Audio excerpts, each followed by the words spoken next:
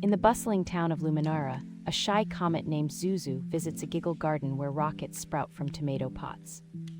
There, a chatty scarecrow named Pip steers the sprinkler bike, while whispering trees trade jokes with buzzing bees.